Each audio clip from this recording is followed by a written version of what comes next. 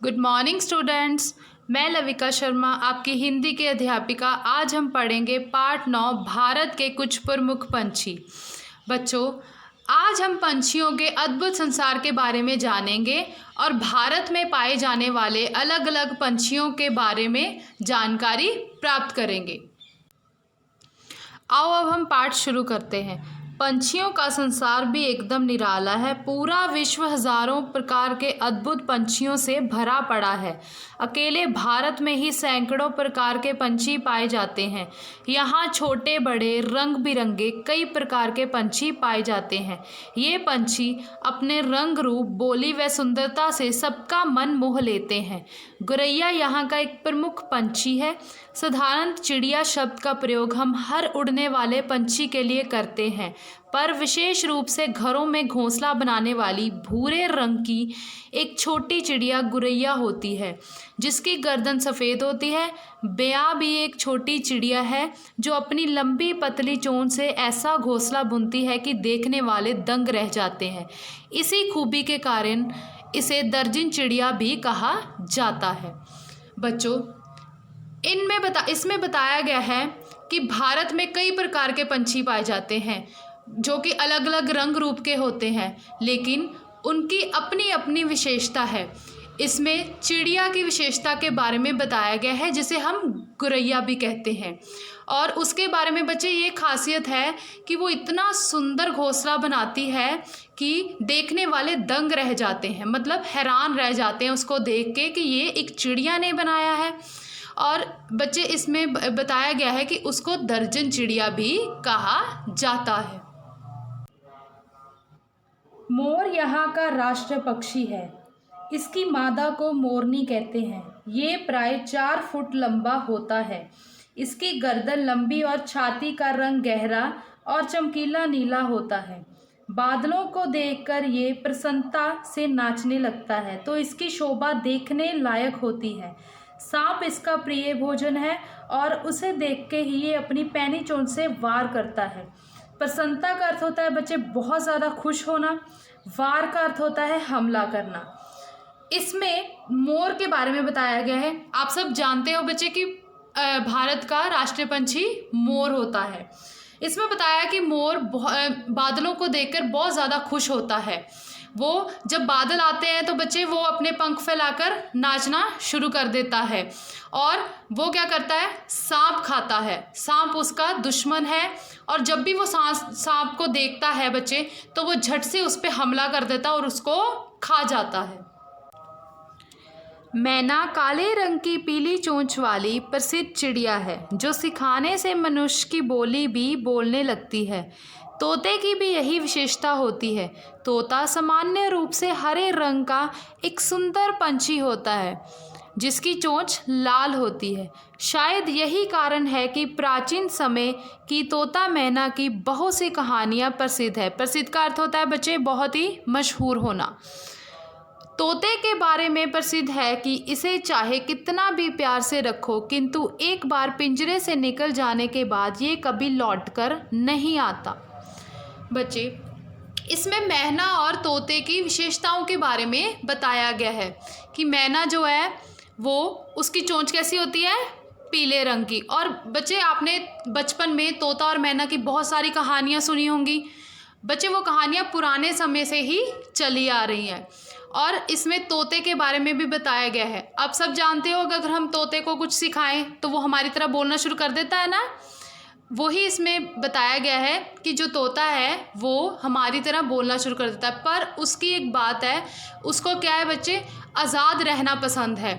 आप तोते को कितना भी अच्छा खाना दो, कितना भी अच्छे से रखो, लेकिन उसे पिंजरे में रहना बिल्कुल भी पसंद नहीं है। एक बार अगर वो उड़ जाएगा तो वो वापस कभी भी नहीं आता।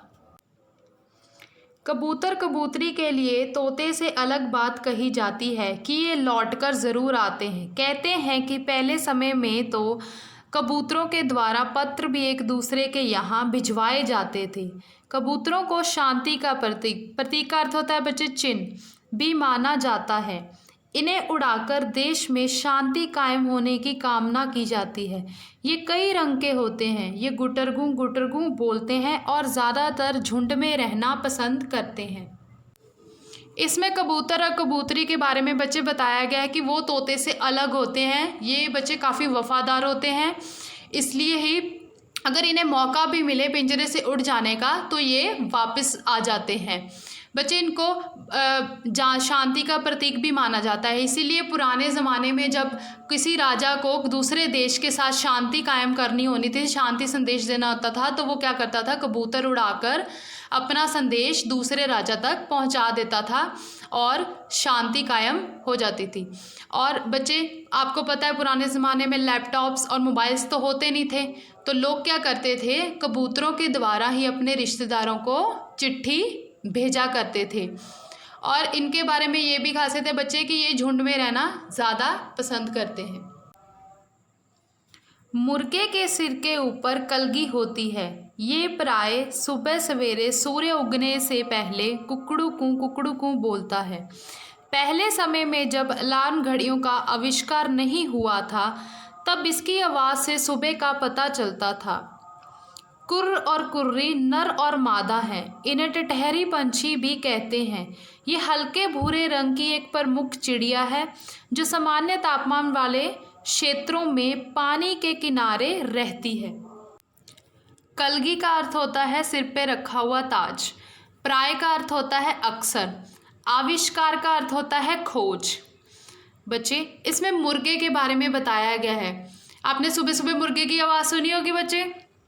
इसमें बताया गया बच्चे कि जैसे अभी तो हमारे पास बच्चे घड़ी भी है समय देखने के लिए और मोबाइल फ़ोन्स भी हैं, लेकिन पुराने समय में क्या होता था, ना तो घड़ियां थी और ना ही मोबाइल फ़ोन्स था। तो लोग क्या करते थे, सुबह सुबह मुर्गे की कुकड़ू की आवाज़ सुन के उन्हें पता चल जाता था कि सुबह हो गई है। और इसमें बच्चे कुर्र और कुर्री, जिन्हें हम टटहरी पंछी भी कहते हैं, कि उसके बारे में बताया गया है कि ये जो पंछी है वो सामान्य तापमान वाले क्षेत्रों में, मतलब कि पानी के आसपास जहाँ पे आपकी नदी नहर वगैरह होगी उसके आसपास ही ये जो पंछी है वो पाया जाता है। कंठफोड़वा, जैसा कि इसके नाम से ही स्पष्ट है कि ये लकड़ी को फोड़ता रहता है।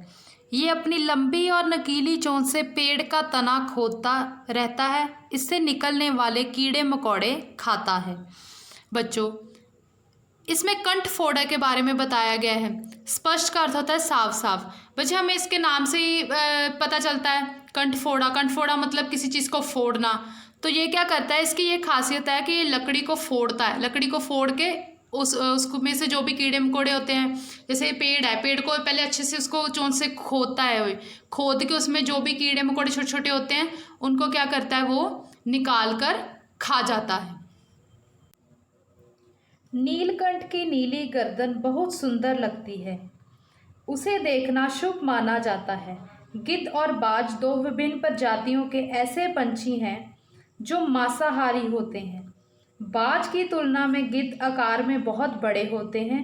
उनकी आंखें बहुत तेज होती हैं। ये दूर से ही अपने शिकार पंछी को देख सकते हैं। मांसाहारी का अर्थ होता है मांस खाने वाला।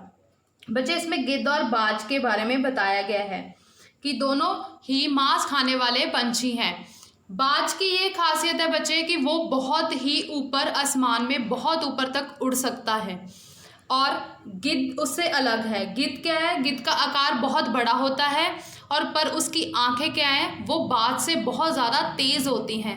वो जब आसमान में उड़ता है गिद्ध, तो उसकी आंखें इतनी तेज़ है कि दूर से भी वो अपने शिकार को, जो भी छोटे छोटे जानवरों को वो खाता है, उनको बहुत ही आसानी से देख सकता है और उनका शिकार कर सकता है।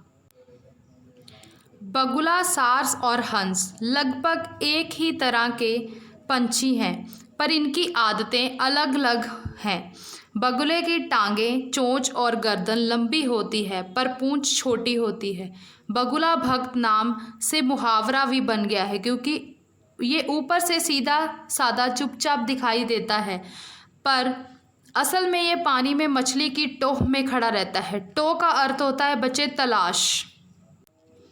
इसमें बगुले के बारे में बताया गया है बच्चे कि ये वैसे तो बड़ा शांत दिखता है, ये चुपचाप रहता है, किसी को कोई नुकसान नहीं पहुंचाता, पर ये क्या होता है, अंदर से बहुत ही शैतान होता है। ये हर वक्त पानी के पास बैठा रहता है चुपचाप और देखता रहता है कि कहीं से भी कोई मछली आ जाए और ये उसे अपना भोजन बना सके।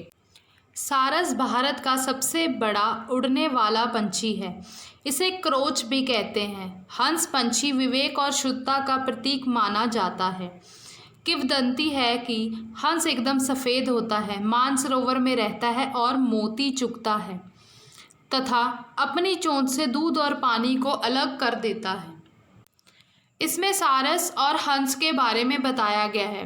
बच्चे, सारस की ये खासियत है कि उसके शरीर का आकार बहुत बड़ा होता है, पर इतने बड़े शरीर के साथ भी वो उड़ सकता है, इसीलिए उसे भारत का सबसे बड़ा उड़ने वाला पंछी भी माना गया है। किंवदंती का अर्थ होता है पुराने समय की कहानियाँ। हंस का रंग बच्चे सफ़ेद रंग का होता है। उसके बारे में पुराने समय से ही बहुत सारी कहानियाँ, क्योंकि इसको बहुत ही शुद्ध माना जाता है और इसके बारे में ये कहा जाता है कि जो हंस है वो बहुत ही अच्छा होता है और ये मानसरोवर के पास रहता है, मोती चुग के खाता है और अगर ये चाहे तो अपनी चोंच से दूध और पानी को भी अलग कर सकता है। बच्चे, हंस को शुद्धता और विवेक का प्रतीक माना जाता है।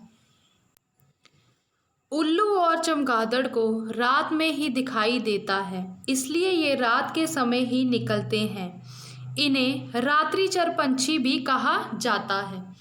इसमें उल्लू और चमगादड़ की खासियत के बारे में बताया गया। बच्चे, उसकी विशेषता बताई गई है कि ये दोनों जो हैं वो रात को ही निकलते हैं। आपको पता है कि उल्लू रात को जागता है और दिन में क्या है, वो सोता है। चमगादड़ भी सिर्फ रात को ही निकलती है, दिन में क्या है, वो दिन में पूरा दिन वो उल्टा लटकती है।